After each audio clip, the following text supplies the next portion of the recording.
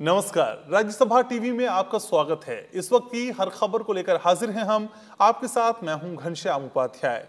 Bulletin में आपको बताएंगे संसद के मॉनसून सत्र के दौरान 14 सितंबर को राज्यसभा के उपसभापति का चुनाव होगा और इसे लेकर विस्तृत सूचना जारी होगी। साथ ही बताएंगे देश में कोरोना से रिकवरी रेट अब बढ़कर 77.23% हो गया है। अब तक 31 लाख से अधिक लोग इस बीमारी का इलाज कराकर ठीक हो चुके हैं। इसके अलावा बात होगी शिक्षक दिवस की। इन तमाम खबरों के साथ देश और दुनिया की हर खबर पर रहेगी नजर। शुरुआत करते हैं बुलेटिन की।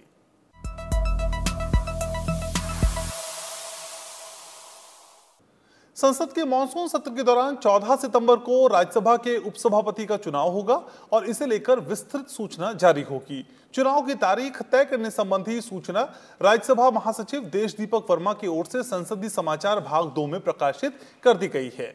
उच्च सदन के गठन से अब तक उपसभापति के 20 चुनाव हो चुके हैं और 13 हस्तियां इस पद पर आसीन रही हैं। इसी क्रम में ये 21वां चुनाव होगा। मॉनसून सत्र के पहले ही दिन उच्च सदन में उपसभापति का चुनाव होगा। राज्यसभा सभापति एम वेंकैया नायडू ने उपसभापति पद के निर्वाचन के लिए 14 सितंबर की तारीख तय की है। उपसभापति का पद 9 अप्रैल 2020 के बाद से खाली है। सभापति ने राज्यसभा की प्रक्रिया और कार्य संचालन संबंधी नियम 7 के तहत ये तारीख तय की है। चुनाव की औपचारिक प्रक्रिया 7 सितंबर से शुरू होगी। उपसभापति के लिए पिछला चुनाव 9 अगस्त 2018 को हुआ था और एनडीए उम्मीदवार हरिवंश ने विपक्षी कांग्रेस उम्मीदवार बीके हरिप्रसाद को मात दी थी। सीधे मुकाबले में हरिवंश को 125 और बीके हरिप्रसाद को 105 वोट मिले थे। बीते 9 अप्रैल को जेडीयू सांसद हरिवंश का कार्यकाल समाप्त होने के बाद से ये पद खाली है। इस बीच हरिवंश उच्च सदन के लिए बिहार से फिर से निर्वाचित हो चुके हैं। 1952 के बाद उच्च सदन में उपसभापति के पद पर सिर्फ 3 गैर कांग्रेसी दलों के नेता ही काबिज हो सके हैं। 1969 में रिपब्लिकन पार्टी के बीडी खोबड़ागड़े, 1972 और 1974 में संयुक्त सोशलिस्ट पार्टी के गोदे मुराहरी और 2018 में एनडीए उम्मीदवार के तौर पर जेडीयू के हरिवंश चुने गए। राज्यसभा इतिहास में 20 में से 14 चुनाव आम सहमति से हुए और किसी वोटिंग की नौबत नहीं आई। हालांकि इस बार चुनाव आम सहमति से होगा या फिर शक्ति परीक्षण की नौबत आएगी, इसे लेकर अगले कुछ दिनों में स्थिति स्पष्ट हो जाएगी। राज्यसभा में उपसभापति को सभापति की गैर मौजूदगी में सदन का संचालन करना होता है। संविधान के अनुच्छेद 89(2) के तहत व्यवस्था है कि राज्यसभा के उपसभापति का पद रिक्त होने के बाद सदस्यों के बीच से ही चुनाव कराया जाए। इसमें चुनाव आयोग की जगह सभापति की भूमिका सबसे अहम होती है, जो तारीख तय करते हैं। राज्यसभा महासचिव की ओर से इस बारे में सदस्यों को सूचना दी जाती है। ये निर्वाचन प्रस्ताव के तहत होता है, जिसकी स्वीकृति पर उपसभापति चुने जाने की घोषणा सभापति करते हैं। कृति मिश्रा के साथ अरविंद कुमार सिंह, राज्यसभा टीवी। मॉनसून सत्र के दौरान राज्यसभा के अधिकारियों और कर्मचारियों के लिए कोविड-19 की जांच अनिवार्य करने का फैसला किया गया है। इसे लेकर जारी प्रपत्र के मुताबिक उन अधिकारियों और कर्मचारियों को आरटी-पीसीआर टेस्ट कराना अनिवार्य होगा जो सदन से संबंधित ड्यूटी में रहेंगे। ये टेस्ट 14 सितंबर यानी सोमवार को मॉनसून सत्र की शुरुआत से 72 घंटे पहले होगा। बाकी कर्मचारियों का रैपिड एंटीजन टेस्ट 7 सितंबर से शुरू होगा। 7 सितंबर को रिसर्च और लाइब्रेरी, प्रश्न शाखा, मैसेंजर सर्विस और एसएमटीएस का टेस्ट सुबह 10:30 बजे से दोपहर 2:30 बजे के बीच संसद भवन स्वागत कार्यालय के काउंटर ए और बी पर होगा। 8 सितंबर को स्थापना कमेटियों से जुड़े सेक्शन, विभिन्न इकाइयों और प्रेस मीडिया सेक्शन का टेस्ट होगा। 9 सितंबर को संसद सुरक्षा सेवा निदेशक, अपर निदेशक और समकक्ष अधिकारियों का टेस्ट कराया जाएगा। राज्यसभा टीवी कर्मियों का टेस्ट 10 सितंबर को होगा। 11 सितंबर को सचिव, अपर सचिव और संयुक्त सचिव से लेकर महासचिव कार्यालय और अन्य कार्यालयों के अधिकारियों और कर्मचारियों का टेस्ट होना है। कोविड-19 के मद्देनजर किए जा रहे उपायों के तहत मानसून सत्र के दौरान संसद में पब्लिक गैलरीज में किसी भी आगंतुक को प्रवेश नहीं मिलेगा। राज्यसभा के 252वें सत्र के दौरान प्रेस गैलरी को छोड़कर लोकसभा और राज्यसभा चैंबर और गैलरीज में सोशल डिस्टेंसिंग के तहत उच्च सदन के सांसदों को बिठाने की व्यवस्था की जा रही है, इसलिए पब्लिक गैलरी के पास जारी नहीं होंगे। सचिवालय के नोटिस ऑफिस की ओर से इस बारे में एक परिपत्र जारी कर अधिकारियों को गैलरीज के पास का अनुमोदन नहीं करने को कहा गया है। राज्यसभा सचिवालय ने विभिन्न स्कूलों, कॉलेजेस और सरकारी संस्थाओं से छात्रों और अधिकारियों के लिए पास जारी करने का अनुरोध नहीं करने को कहा है, क्योंकि गैलरियों की उपलब्धता 252वें सत्र के दौरान नहीं रहेगी।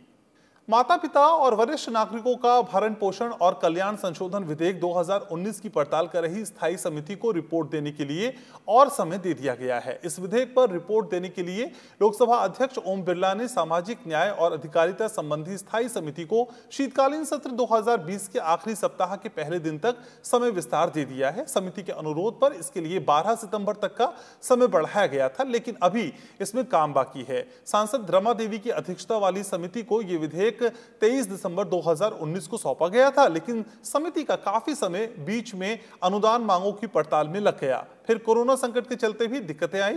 हालांकि समिति इस विषय पर अब तक 7 बैठकों में साक्ष्य लेने का काम पूरा कर चुकी है, लेकिन अभी भी काफी कुछ पड़ताल की दरकार है। भारत और चीन के बीच लद्दाख में वास्तविक नियंत्रण रेखा पर चल रहे तनाव के बीच दोनों देशों के रक्षा मंत्रियों की रूस में बैठक हुई। बैठक में रक्षा मंत्री राजनाथ सिंह ने चीन के रक्षा मंत्री जनरल वेई फेंघे को साफ कर दिया कि भारत अपनी संप्रभुता और क्षेत्रीय अखंडता की रक्षा करने में कोई कसर नहीं छोड़ेगा। शंघाई सहयोग संगठन की बैठक के बाद रक्षा मंत्री राजनाथ सिंह और चीन के रक्षा मंत्री जनरल वेई फेंघे ने शुक्रवार को भारत चीन सीमा पर जारी तनाव के साथ साथ भारत चीन संबंधों के बारे में भी चर्चा की। चीन के अनुरोध पर हुई इस बैठक में भारत की तरफ से रक्षा मंत्री के साथ रक्षा सचिव अजय कुमार ने भी हिस्सा लिया। वहीं चीन की तरफ से चीनी रक्षा मंत्री जनरल वेई फेंघे के साथ दूसरे चीनी अधिकारी भी बैठक में शामिल हुए।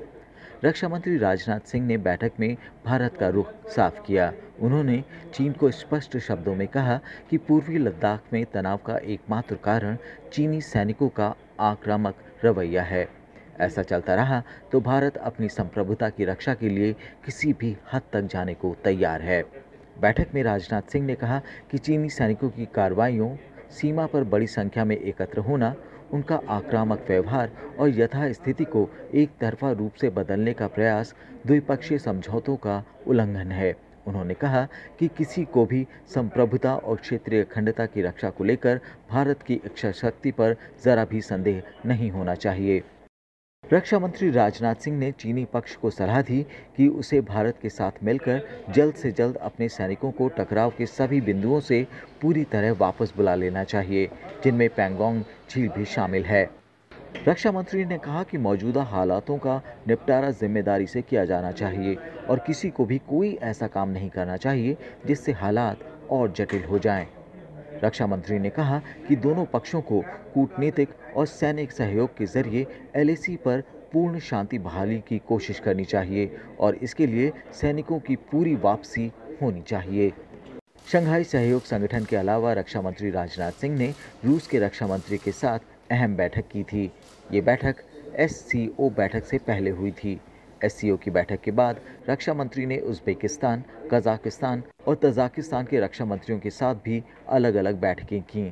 इस अहम बैठकों में रक्षा, सुरक्षा और द्विपक्षीय संबंधों को मजबूत करने पर चर्चा हुई। अखिलेश सुमन, राज्यसभा टीवी। भारत और रूस के संबंधों की जब भी बात होती है तो उसमें एक ऐसे रिश्ते की बात होती है जो समय की कसौटी पर हमेशा खरा उतरा है, हर स्थिति में एक दूसरे के साथ खड़ा रहा है। पिछले कई महीनों से चीन की उकसावे वाली कार्रवाई के बीच भारत और रूस बंगाल की खाड़ी में नौसैनिक अभ्यास कर रहे हैं। भारत और रूस के बीच 11वीं बार आयोजित हो रहा द्विवार्षिक संयुक्त नौसैनिक अभ्यास इंद्रनेवी बंगाल की खाड़ी में आयोजित किया गया। दूर दूर तक फैले नीले समुद्र के बीच भारत और रूस की नौसेना कंधे से कंधा मिलाकर अभ्यास कर रही है। ये तस्वीरें दोनों देशों की नौसेनाओं के बीच लंबे समय से चले आ रहे मजबूत रणनीतिक संबंधों की गवाही दे रही है। ये संयुक्त नौसैनिक अभ्यास नई संभावनाओं और भागीदारी के लिहाज से काफ़ी अहम है। इस अभ्यास का मकसद दोनों नौसेनाओं के बीच पिछले कई वर्षों में हासिल की गई दक्षता को और मजबूत करना है। साथ ही बहुआयामी समुद्री अभियानों के लिए आपसी समझ को विस्तार देना है। इंद्रू नेवी 20 संयुक्त नौसैनिक अभ्यास से दोनों नौसेनाओं के बीच आपसी विश्वास और सहयोग को बढ़ाने में मदद मिलेगी। साथ ही दोनों देशों के बीच लंबे समय से चले आ रहे मैत्रीपूर्ण संबंध और मजबूत होंगे।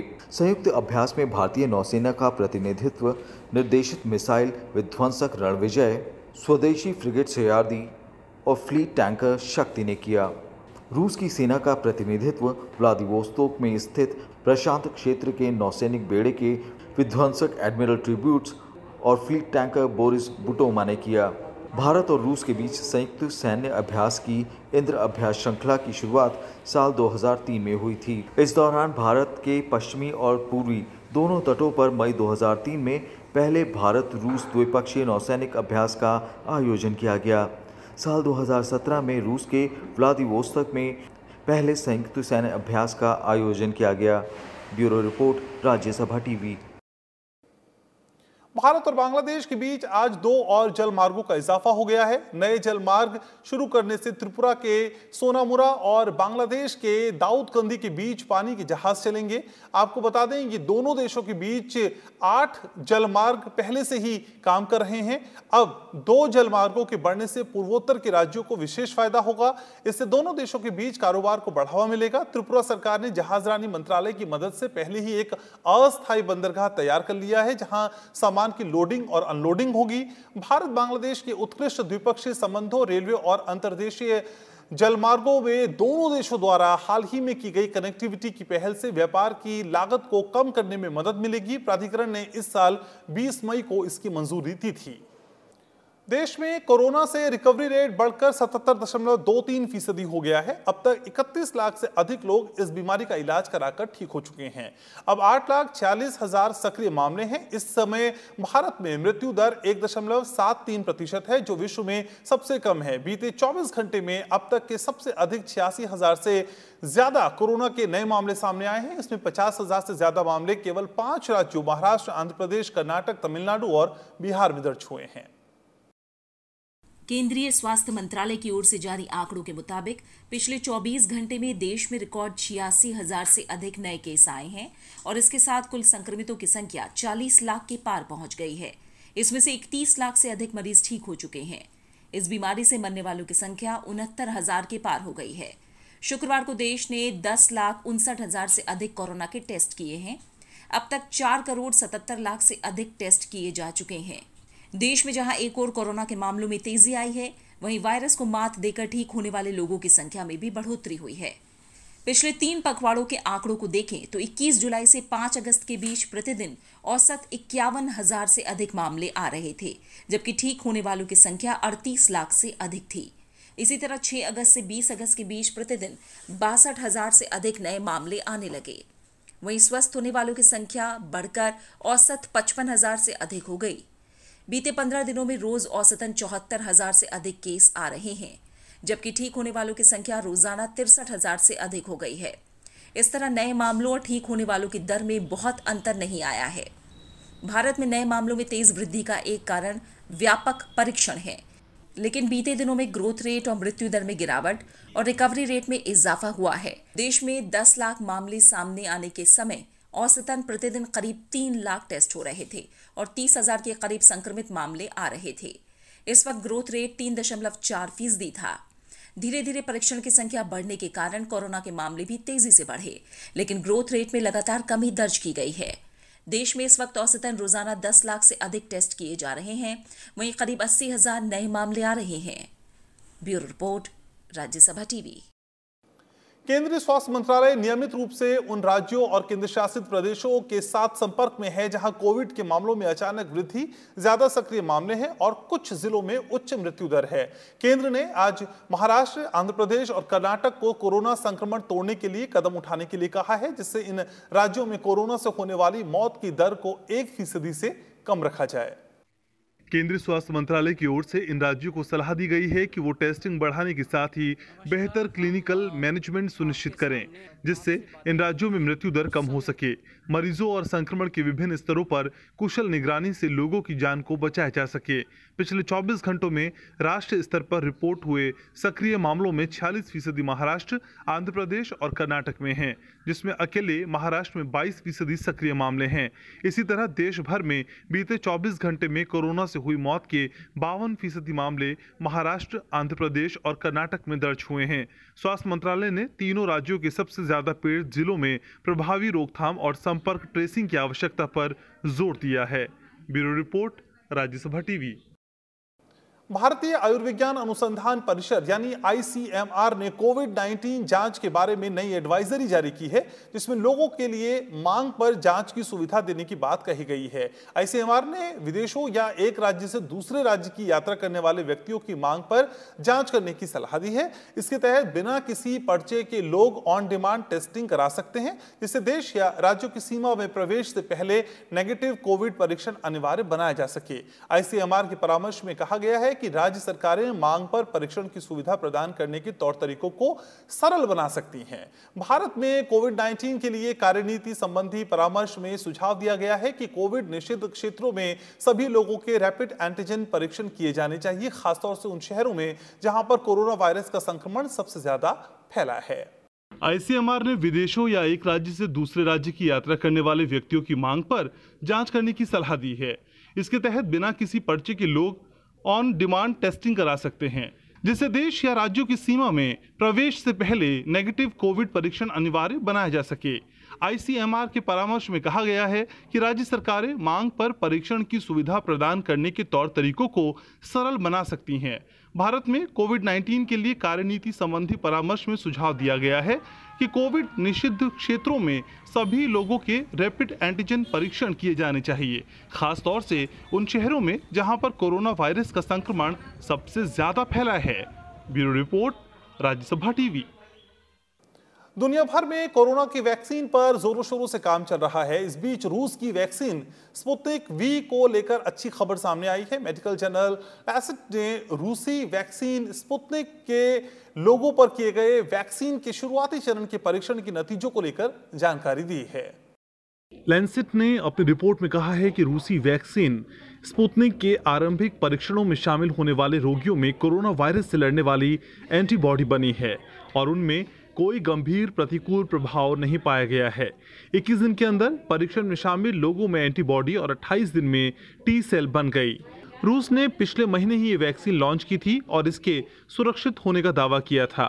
हालांकि इसको लेकर कई देश संदेह जता रहे थे। रूस के बाद अब अमेरिका और ब्रिटेन भी अपने यहाँ विकसित कोरोना वैक्सीन को आपातकालीन मंजूरी पर विचार कर रहे हैं। भारतीय वैक्सीन की बात करें तो भारत बायोटेक की वैक्सीन कोवैक्सीन के मानव पर परीक्षण के दूसरे चरण की मंजूरी मिल गई है। 380 लोगों पर यह ट्रायल होगा। कोवैक्सीन के पहले चरण के परीक्षण में कोई साइड इफेक्ट सामने नहीं आया है। वहीं दूसरी भारतीय कंपनी जाइडस कैडिला की वैक्सीन का भी मानव पर परीक्षण चल रहा है। इसके अलावा ब्रिटेन की ऑक्सफोर्ड यूनिवर्सिटी की वैक्सीन कोविशील्ड का भारत में ह्यूमन क्लिनिकल ट्रायल चल रहा है। भारत में सीरम इंस्टीट्यूट ऑफ इंडिया इस वैक्सीन का ट्रायल कर रही है। Bureau report, Rajya Sabha TV. बीते एक दिन में दुनिया भर में कोरोना के 3 लाख से ज्यादा मामले सामने आए हैं और करीब 6000 लोगों की मौत हुई है। दुनिया भर में कोरोना के 2 करोड़ 68 लाख से अधिक मामले सामने आ चुके हैं, जिसमें से 1 करोड़ 89 लाख से अधिक लोग ठीक हो चुके हैं। इस वायरस से 8 लाख 79 हजार से अधिक लोग जान गंवा चुके हैं। दुनिया में अब तक कोरोना के सबसे ज्यादा मामले अमेरिका में आए हैं। यहाँ 63 लाख 89 हजार से ज्यादा लोग कोरोना की चपेट में आ चुके हैं। इसमें 25.5 लाख से अधिक संक्रमितों का इलाज चल रहा है, जबकि 1,92,000 से ज्यादा की मौत हो चुकी है। दूसरे नंबर पर ब्राजील है, जहां 40,91,000 से अधिक मामले आ चुके हैं और 1,25,000 से ज्यादा लोग मारे गए हैं। तीसरे नंबर पर भारत है, जहां 40 लाख से ज्यादा मामले आ चुके हैं। इसके बाद रूस है, जहां 10 लाख से अधिक कोरोना के मामले आए हैं। पेरू में 6,76,000 से अधिक कोविड-19 के केस आ चुके हैं। यहाँ 29,500 से ज्यादा लोगों की इस वायरस से मौत हो गई है। Bureau report, Rajya Sabha TV. वाणिज्य और उद्योग मंत्रालय ने आज ease of doing business ranking of states UTs यानी राज्य व्यापार सुधार कार्य योजना रैंकिंग जारी की। आंध्र प्रदेश ने व्यापार रैंकिंग 2019 में आसानी से अपना शीर्ष स्थान बनाए रखा। दूसरे नंबर पर उत्तर प्रदेश रहा और तीसरे नंबर पर तेलंगाना ने जगह बनाई।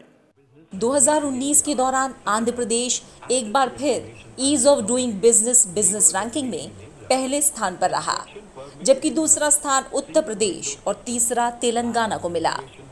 अगर क्षेत्रवार बात करें तो उत्तर भारत से उत्तर प्रदेश, दक्षिण भारत से आंध्र प्रदेश, पूर्वी भारत से पश्चिम बंगाल, पश्चिम भारत से मध्य प्रदेश और उत्तर पूर्व भारत से असम शीर्ष स्थान पर रहे। केंद्र शासित प्रदेशों में दिल्ली को शीर्ष स्थान मिला। रिपोर्ट जारी करते हुए वित्त मंत्री निर्मला सीतारमण ने कहा कि इस तरह की रैंकिंग राज्यों और केंद्र शासित प्रदेशों को कारोबार के लिए बेहतर माहौल तैयार करने के लिए प्रेरित करती है। States have taken the spirit behind this business reform action plan in its true sense. It's healthy competition that we are building, not a competition which is prying upon one another or trying to run past the other, but in a way trying to build a competitive spirit among states so that what are we competing about? To make our state a better place for businesses to come and do more business in the state.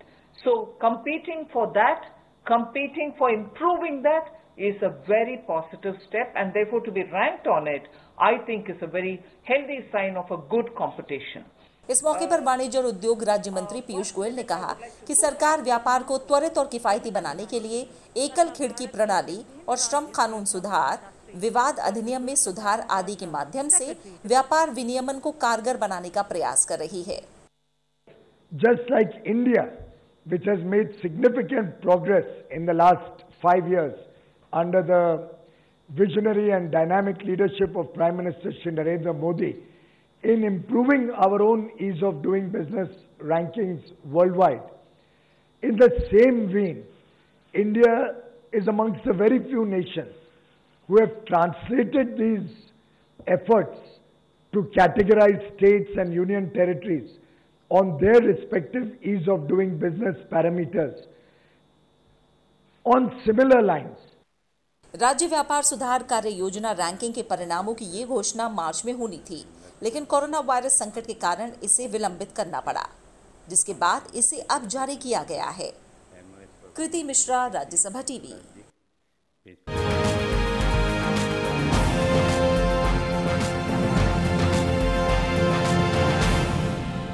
आज शिक्षक दिवस के मौके पर राष्ट्रपति रामनाथ कोविंद देश भर के 47 शिक्षकों को उन्होंने सम्मानित किया। कोरोना संक्रमण के चलते शिक्षक दिवस के मौके पर पहली बार शिक्षकों को वर्चुअल माध्यम से राष्ट्रीय शिक्षक पुरस्कार दिए गए। 47 शिक्षकों में से 2 शिक्षकों को स्पेशल कैटेगरी में चयनित किया गया। इस मौके पर राष्ट्रपति रामनाथ कोविंद ने पुरस्कार विजेताओं की कड़ी मेहनत, समर्पण और प्रतिबद्धता की सराहना करते हुए देश भर के शिक्षक समुदाय को शुभकामनाएं दी। शिक्षक दिवस पर उपराष्ट्रपति एम वेंकैया नायडू और प्रधानमंत्री नरेंद्र मोदी ने भी देश भर के शिक्षक समुदाय का आभार व्यक्त किया।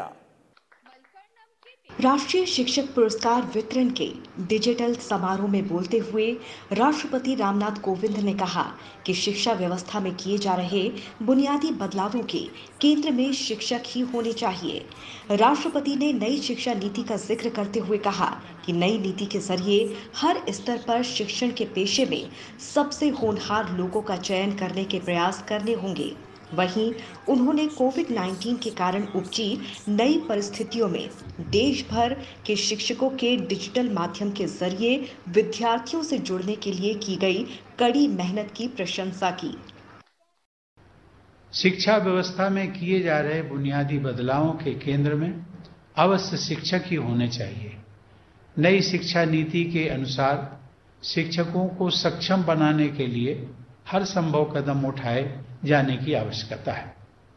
इस नीति के अनुसार हर स्तर पर शिक्षण के पेशे में सबसे होनहार लोगों का चयन करने के प्रयास करने होंगे। साथ ही शिक्षकों की स्वायत्तता व उनके सम्मानपूर्वक स्थान को सुनिश्चित करने के प्रयास जारी रखने होंगे। उपराष्ट्रपति एम वेंकैया नायडू ने भी शिक्षक दिवस की शुभकामनाएं देते हुए डॉक्टर सर्वपल्ली राधाकृष्णन को नमन किया। उन्होंने कहा कि उत्कृष्टता की भावना को पुनर्जीवित करने की आवश्यकता है। एम वेंकैया नायडू ने याद दिलाया कि भारत विश्व गुरु के रूप में जाना जाता रहा है और दुनिया भर में कई चीजें सिखाने में देश का बहुत बड़ा योगदान रहा है। उपराष्ट्रपति ने अपने सभी शिक्षकों के प्रति आभार व्यक्त किया, जिन्होंने उनके व्यक्तित्व पर अमिट छाप छोड़ी। राष्ट्रीय शिक्षा नीति का जिक्र करते हुए उन्होंने कहा कि नई शिक्षा नीति के केंद्र में शिक्षकों को ही जगह दी गई है। श्री नायडू ने कहा कि हमें एक समाज के रूप में राष्ट्रीय विकास के लिए शिक्षकों के अपार योगदान को जारी रखना होगा। प्रधानमंत्री श्री नरेंद्र मोदी ने शिक्षक दिवस पर शिक्षकों का आभार व्यक्त किया और डॉक्टर एस राधाकृष्णन को श्रद्धांजलि दी।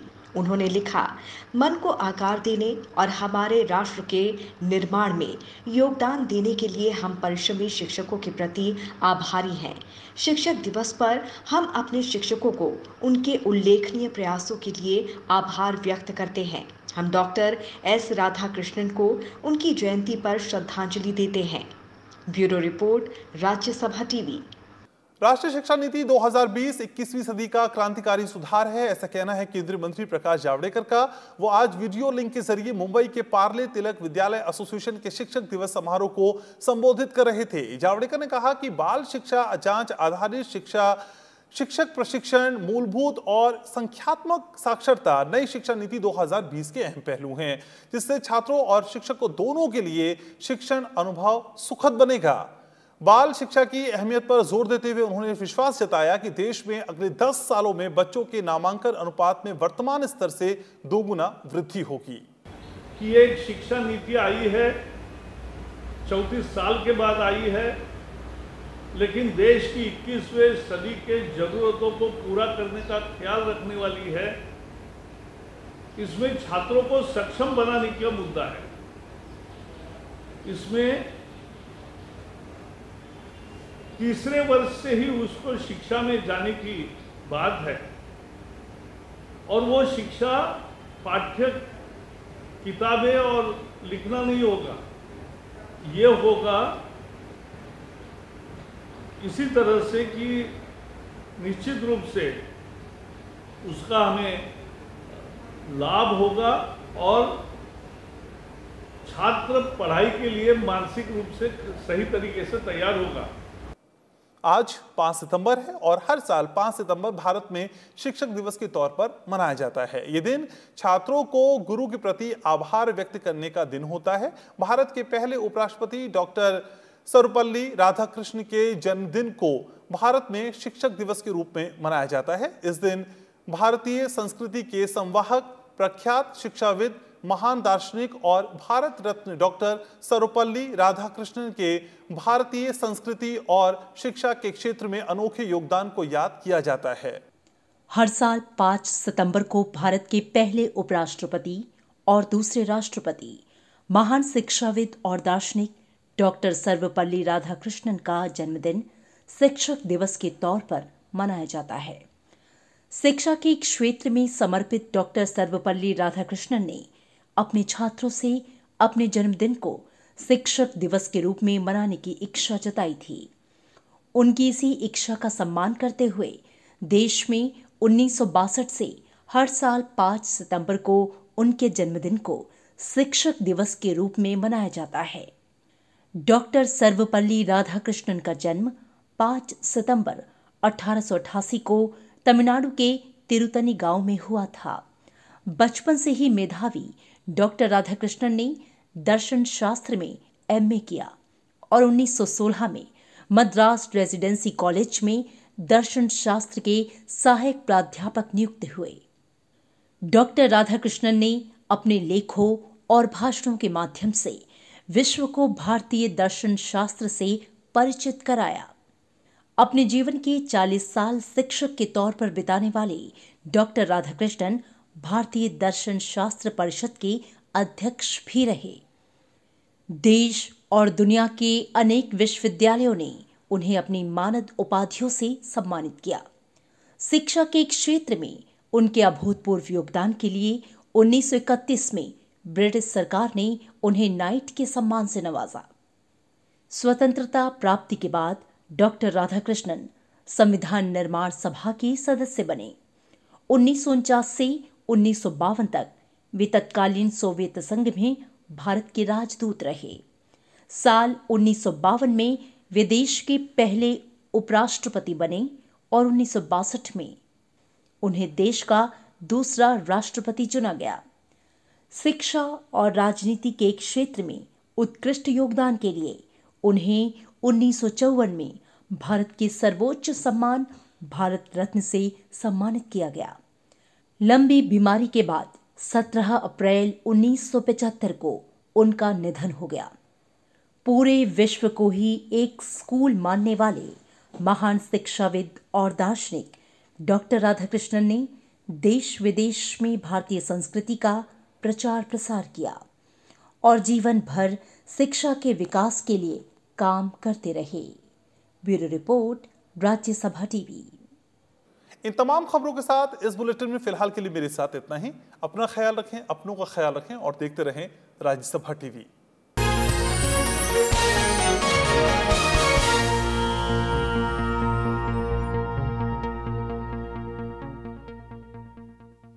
Watch